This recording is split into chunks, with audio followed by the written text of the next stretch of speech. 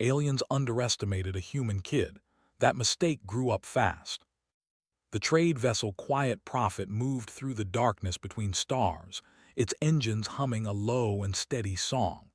Captain stood at the bridge, his four arms folded across his scaled chest as he watched the scanner display. Something had appeared at the edge of their sensors, something that should not be there. "Debris field ahead," said his navigator, a young named Thresh. "Looks like a ship, big one." Leaned forward. His yellow eyes narrowed as the image grew clearer. The ship was human-made. He could tell by the ugly, blocky design that humans seemed to prefer. It was broken in half, drifting in two pieces through the void. Ice crystals sparkled around the wreckage like tiny stars. "Colony ship," said. "Human colony ship. What is it doing this far out?" No one answered. No one knew. Made a decision. Salvage rights in this sector meant anything floating free was fair game. A human colony ship would have supplies, technology, maybe even trade goods that could be sold. He ordered his crew to bring the Quiet Prophet closer.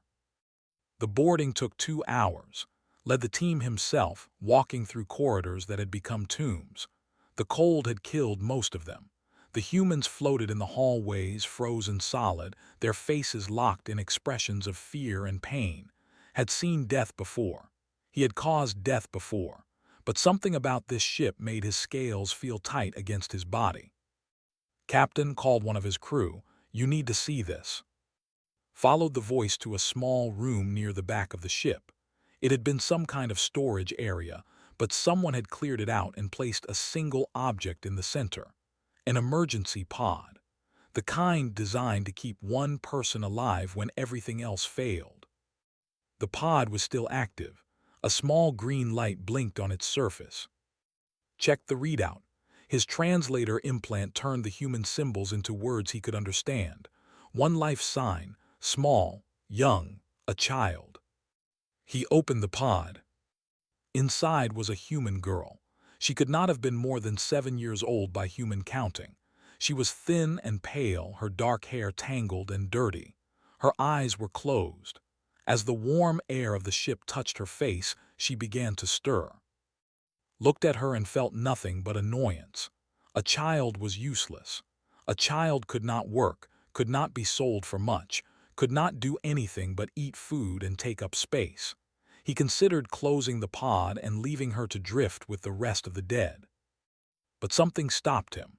Maybe it was the way her small fingers had curled around a piece of cloth, holding it tight even in frozen sleep. Maybe it was the fact that she had survived when 300 others had not. Maybe it was something else, something did not want to name. "Bring her to the medical bay," he ordered. "Keep her alive. We will figure out what to do with her later." The girl woke up 6 hours later. The doctor, an old female named, reported that she was malnourished but otherwise healthy. Remarkably healthy, considering what she had been through. Human children, noted, seemed to be more durable than their small size suggested. Went to see her himself. The girl sat on the edge of the medical bed, her legs dangling over the side. She was looking at the floor. She did not look up when entered. "Do you understand me?" asked. His translator would convert his words into her language. "Do you know where you are?" The girl said nothing. "Your ship is destroyed. Everyone else is dead. You are on my ship now, the Quiet Prophet. You will stay here until I decide what to do with you." Still nothing. The girl's eyes remained fixed on the floor, felt his annoyance grow. "What is your name, child?" For a long moment there was only silence. Then, in a voice so quiet that almost missed it, she spoke. "Myra." Nodded. "Very well, Myra. You will work to earn your place on this ship. You will do as you are told. You will cause no trouble. If you understand, say yes." "Yes," Myra said, still not looking at him. Left the medical bay feeling satisfied. The child was obedient. That was good. Obedient children were easy to manage. He assigned her to the cargo bay where she would sort salvage under the watch of his crew. Simple work. Safe work. The kind of work that even a traumatized human child could handle. The days passed. Myra did her work. She sorted metal from plastic, useful parts from junk. She moved crates when told to move them. She cleaned when told to clean. She never complained. She never cried. She never spoke unless someone spoke to her first, and even then her answers were short. The crew quickly forgot about her. She was small and quiet, easy to overlook. They talked openly in front of her, assuming she did not understand their language. They left their tools and weapons lying around, assuming a human child posed no threat. They made jokes about the soft, weak humans and their short, pitiful lives. Myra watched, Myra listened, Myra learned. 3 weeks after her rescue, Myra could understand most of the language. She had memorized the layout of the ship, every corridor and every room. She knew where the weapons were stored. She knew the schedules of the crew. She knew which doors were locked and which were not. She did not reveal any of this. She kept her eyes down and her mouth closed. She let them think she was broken. She let them think she was simple. It was easier that way. On the 23rd day, the quiet prophet stopped at a trading post in a lawless sector, needed to sell some salvage and buy supplies. He took most of his crew with him, leaving only a few guards on the ship. That was when the raiders came. There were 8 of them, members of a rival crew that had been tracking the quiet prophet for weeks. They knew was away. They knew the ship was poorly defended. They came through the airlock with weapons ready, expecting easy prey. Myra was alone in the cargo bay when she heard the alarms. She heard the sound of gunfire, distant at first, then closer. She heard screaming, screaming. The smart thing to do would be to hide, to find a small space and wait until it was over. That was what a normal child would do. That was what everyone would expect her to do. Myra did not hide. She moved through the cargo bay with purpose, gathering what she needed: a welding torch, 2 containers of cleaning chemicals, a length of metal pipe. She worked quickly and quietly, her hands steady despite the sounds of violence growing closer. 2 raiders entered the cargo bay. They were looking for valuables, not children. They barely glanced at the small figure standing in the shadows. That was their mistake. The first raider died when the welding torch ignited the chemical mixture that Myra had spread across the floor. The flames caught him before he could react, turning his screams into something high and horrible. The second raider spun toward the source of the attack, his weapon raised. He saw a human child, 7 years old, small, thin, weak.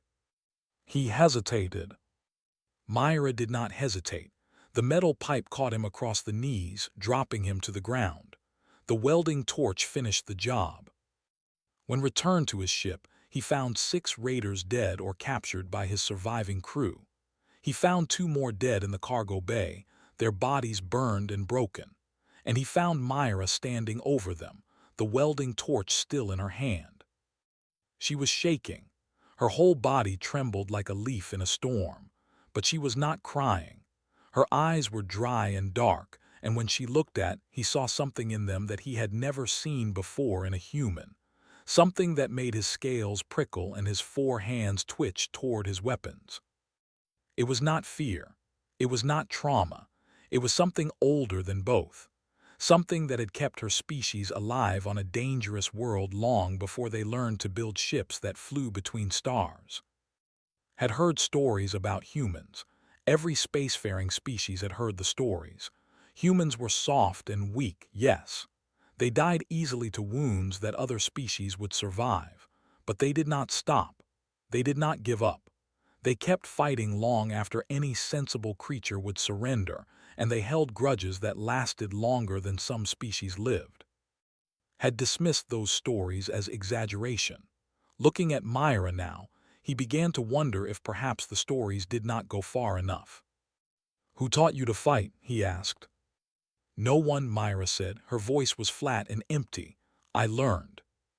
Made another decision then. The child could be sold, yes. She could be put off at the next human station and forgotten. That would be the safe thing to do, the smart thing. But had not become captain of his own ship, by always doing the safe thing. "Come with me," he said. "I am going to teach you something." He did not sell her. He did not send her away. Instead, he began to train her. He showed her how to use weapons properly, how to move in a fight, how to think 3 steps ahead of her enemy. He taught her the ways of the border systems, the rules and the people and the dangers. Myra learned fast, faster than any child he had ever seen. She absorbed knowledge like a dry sponge absorbs water, taking in everything and forgetting nothing. Within months, she could beat crew members twice her size in training matches. Within a year, she was helping plan their operations. The crew stopped underestimating her. Other species did not. That would be their mistake. 7 years passed. The quiet prophet was gone now, replaced by a faster ship called the Dust Wind. Captain had retired to a quiet moon with enough money to live comfortably for the rest of his long life. But before he left, he gave the ship and the crew to the person he trusted most. Myra was 15 years old. By human standards, she was still a child. By the standards of the border systems, she was something else entirely. She sat in the captain's chair, her legs crossed and her dark eyes fixed on the display screen in front of her. Around her, the crew worked their stations. They were not her keepers anymore. They were her family.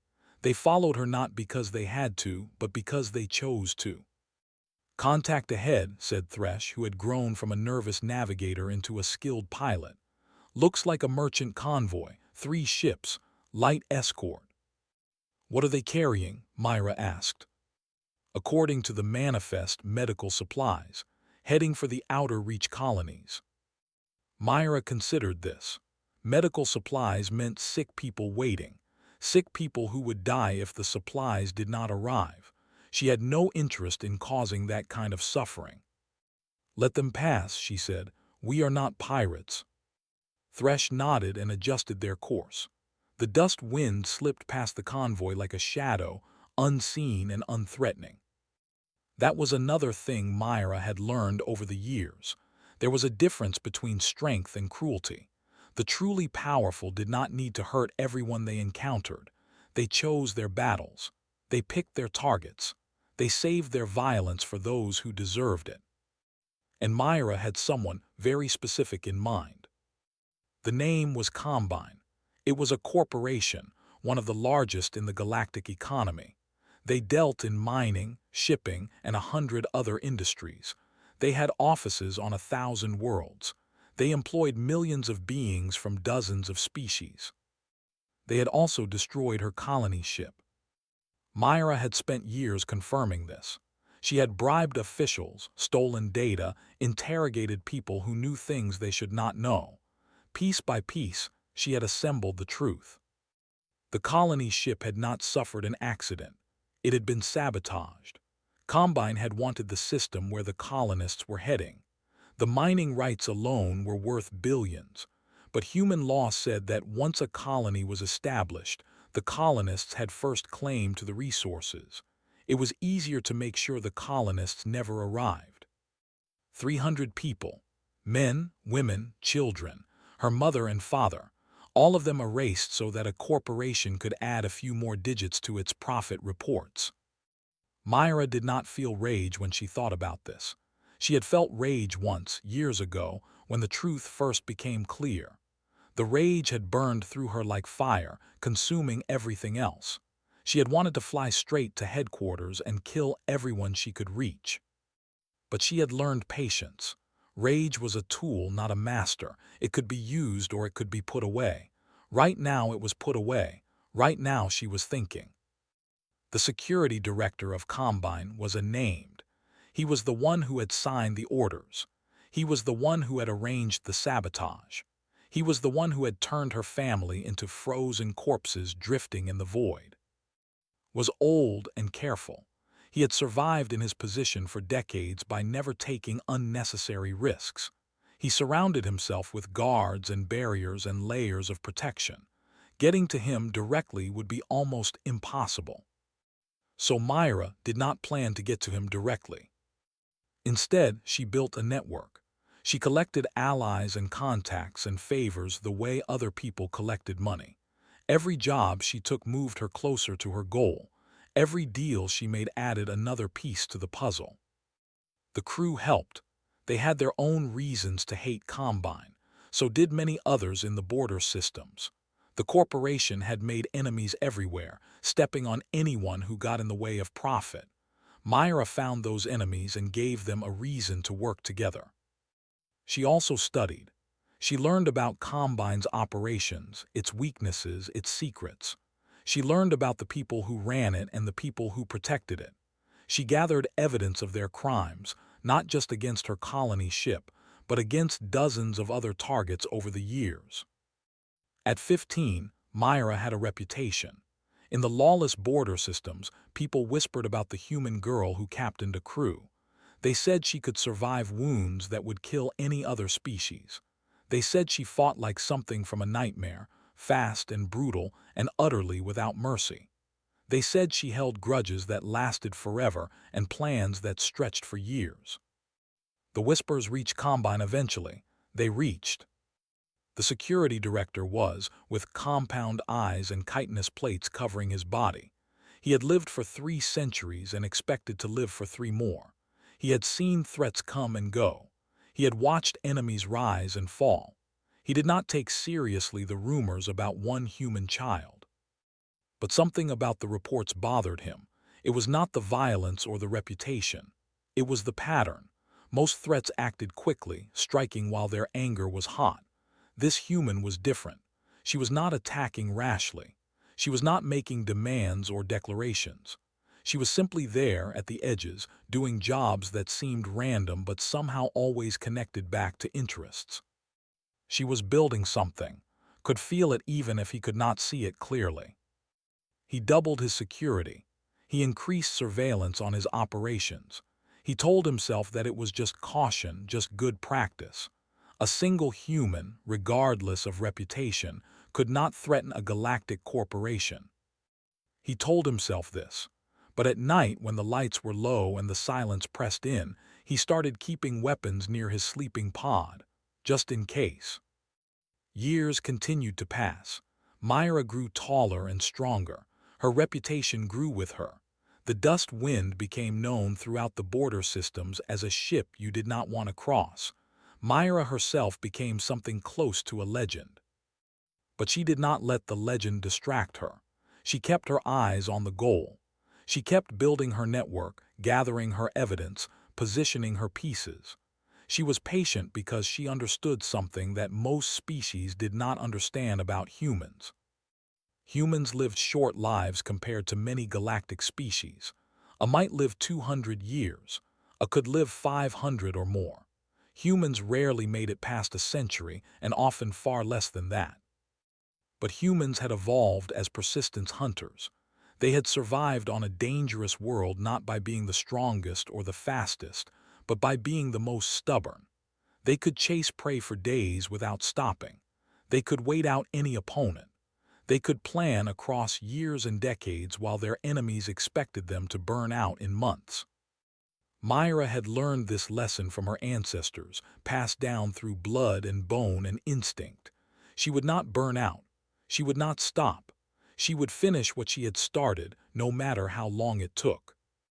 And in his tower of security and protection, would eventually understand what it meant to be hunted by a human.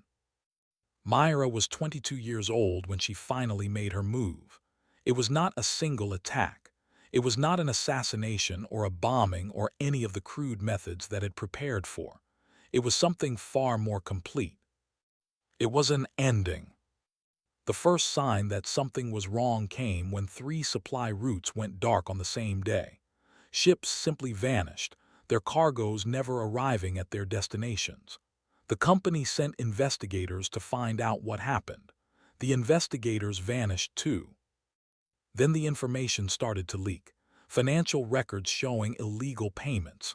Communication logs proving corruption. Evidence of sabotage, bribery, and murder stretching back decades. The data appeared everywhere at once, on news networks and government databases and private channels. There was too much to suppress. There was too much to deny. Combine's stock price began to fall. Partners started to distance themselves. Employees began to talk to authorities in exchange for immunity. The corporation that had seemed untouchable just days before was suddenly bleeding from 1,000 cuts. Watched it happen from his office. He sent orders, demanded reports, tried to find the source of the attack. But every trail led to a dead end. Every lead vanished into smoke. It was as if the enemy was everywhere and nowhere, striking from shadows that could not see. He knew in his gut who was responsible: the human girl. She had done this. Somehow, over years of patient work, she had built the weapon that was now destroying everything he had spent centuries protecting. He should have taken her seriously. He should have killed her when she was young and weak and easy to kill. But he had underestimated her, just like everyone else had underestimated her. That was the mistake. That was always the mistake. On the third day of the collapse, Myra came for him personally. She did not sneak in. She did not hide. She walked through the front entrance of headquarters, past security checkpoints that should have stopped her but somehow did not. Guards who should have challenged her looked away or found reasons to be elsewhere. Systems that should have detected her weapons failed to activate. She had planned this for years. Every guard who owed her a favor, every system she had compromised, every path she had cleared. It all came together now in this moment, leading her straight to the center of the web. Was waiting in his office when she arrived. His guards were unconscious or gone. His escape routes were blocked. His weapons were on the desk in front of him, but he did not reach for them. He knew it would be pointless. He looked at the human woman standing in his doorway. She was not tall by human standards, and humans were not tall by galactic standards. She was lean and her dark hair cut short and practical. She wore simple clothes and carried simple weapons. There was nothing about her appearance that should have been frightening. But her eyes were the same as they had been when she was 7 years old, standing over the bodies of the raiders she had killed. Dark and deep and utterly without mercy. "You know who I am," Myra said. It was not a question. "The human child," replied. His voice was calm. He had faced death before. "The one from the colony ship. I wondered when you would come." "Did you think I would not?" Made a sound that might have been a laugh. "I thought you would come sooner. Humans are supposed to be impulsive, emotional. They are supposed to burn bright and burn out. I expected you to attack years ago when you were angry and careless. I was ready for that attack." "I know," Myra said. "That is why I waited." She stepped into the office, moving slowly and deliberately. She did not reach for her weapons. She did not need to, was old and tired and defeated. He posed no threat to her now. "I have been building this for 15 years, Myra continued. "Every job I took, every ally I made, every piece of information I gathered, all of it was for this moment. Do you understand what that means?" Understood. It meant that the destruction of Combine was not a sudden attack. It was the result of patient, methodical work over more than a decade. It meant that this human had done something that his own species could not do, something that most galactic species could not do. She had planned across years while thinking in terms of decades. It meant that the stories about humans had not been exaggerations after all. "I have compiled evidence of 17 incidents like my colony ship," Myra said.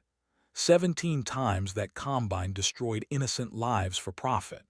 The evidence has been sent to news networks, regulatory bodies, and human authorities. Your corporation will fall. Your partners will abandon you.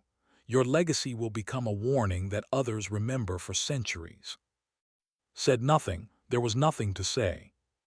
"But I did not come here for the corporation," Myra continued. "I came here for you. You signed the order that killed my parents. You are the one who decided that 300 lives were worth less than mining rights. You are the one who made me an orphan." She stopped in front of his desk, close enough to touch him, close enough to kill him. "I could kill you now," she said. "It would be easy. Part of me wants to. Part of me has wanted nothing else for 15 years. waited, his compound eyes watched her without blinking. But death would be too quick, Myra said. Death would end your suffering in moments. I want you to suffer for longer than that. I want you to watch everything you built crumble to dust. I want you to face trial and be condemned by the laws you thought you were above. I want you to spend your remaining centuries knowing that you were defeated by a human child. She reached into her jacket and pulled out a small device. She placed it on the desk between them. This is a recording of this conversation. Combined with the other evidence, it will be enough to ensure your conviction. The authorities are already on their way. You will not escape. You will not die quickly. You will live with this failure for a very long time. Stared at the device. Then he looked back at Myra. You could have killed me, he said. You could have had your revenge. Why choose this instead? Myra smiled. It was not a warm smile. Because this is worse, she said. Because you will remember this moment every day for the rest of your life. Because every time you wake up in your cell, you will know that you were defeated by someone you dismissed as weak and unimportant. That is my revenge. That is what I have been building toward. She turned and walked toward the door. Behind her, she heard make a sound. It might have been a sob. She did not look back. The dust wind was waiting outside the building, hovering just above the ground with its ramp extended. The crew stood ready, watching for any last-minute threats. Thresh grinned when he saw Myra approaching. Is it done? He asked. It is done, Myra said. She walked up the ramp and into the ship. Behind her, she could hear the sound of sirens approaching. The authorities, right on schedule. They would find in his office, surrounded by evidence of his crimes. They would take him away and put him on trial. They would make him answer for what he had done. And somewhere, in whatever afterlife existed for humans, her parents would know that their daughter had survived, that their daughter had grown strong, that their daughter had made the ones responsible pay for what they had done. The dust wind lifted off and rose through the atmosphere. Below them, the city shrank to a collection of lights, then disappeared entirely as they broke through the clouds. Stars appeared in the cold and distant and beautiful. Myra sat in the captain's chair and watched the stars. The crew was quiet, giving her space to think and feel. They understood. They had been with her for most of this journey. They had become her family when her first family was taken from her. She thought about what came next. The revenge was complete. The goal she had been working toward for 15 years was achieved, but she was only 22 years old. By human standards, she had most of her life still ahead of her. What would she do with it? The answer came to her slowly, rising up from somewhere deep inside. She would keep going. She would keep flying. She would use the skills and the reputation and the network she had built to help others who had been hurt by those in power. There were many others like her out there, many who had been stepped on and dismissed and forgotten. She could find them. She could help them. She could show them that the galaxy was wrong about humans. Because the galaxy had always underestimated humanity. They looked at the short and the soft bodies and the small numbers, and they assumed that humans were a minor species, unimportant, easy to ignore. But humans were not weak. Humans were patient. Humans remembered. Humans kept going when any sensible creature would have given up. And when a human set their mind to something, they finished it, no matter how long it took or how impossible it seemed. Had learned that lesson too late. Others would learn it in time. And somewhere in the back of their minds, every species in the galaxy would start to wonder what else they had been wrong about. Myra smiled and leaned back in her chair. The stars stretched out before her, infinite and full of possibility. The past was behind her. The future was waiting. And she was just getting started.